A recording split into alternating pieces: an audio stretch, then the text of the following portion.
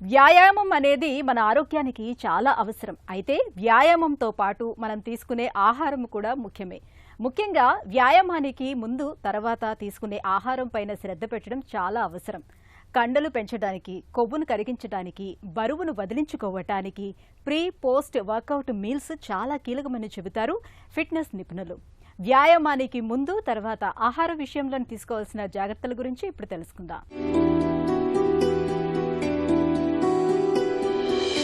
బాగా వర్కౌట్స్ చేస్తున్నారా?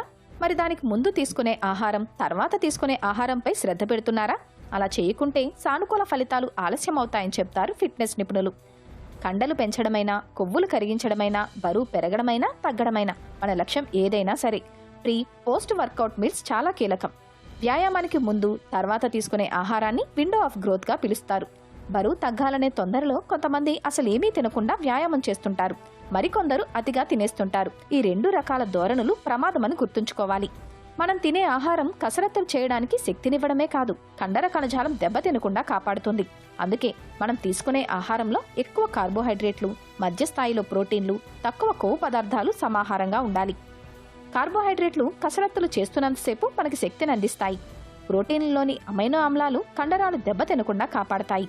శరీరం ప్రోటీన్ తీసుకోవడాన్ని నిదానంగా జరిగేలా కొవ్వులు చేస్తాయి. వ్యాయామానికి ముందు శనగల చాట్, ఓట్స్, నీటి శాతం ఎక్కువగా ఉండే పండ్లు, మిల్క్ షేక్లు, స్మూతీలను తీసుకోవడం మేలు. కఠినమైన వ్యాయామాలు చేసేవారు పాలు, అరటిపండ్లు, ఓట్స్, పీనట్ బటర్, బాదం, జీడిపప్పు ఇలా మనకు అందుబాటులో ఉన్న వాటితో షేక్లు, స్మూతీలు చేసుకుని తాగొచ్చు. వ్యాయామం తర్వాత కండర కణజాలం దెబ్బతినే అవకాశం ఉంటుంది. ఈ పరిస్థితిని నివారించడానికి, కండరాలను సాధారణ స్థితికి తీసుకురావడానికి ప్రోటీన్ చాలా అవసరం. చాలా మంది వే ప్రోటీన్ తీసుకుంటారు. దాన్ని నీళ్లలోనే తాగాలి. పాలతో తీసుకుంటే జీర్ణ ప్రక్రియ నిదానంగా సాగుతుంది.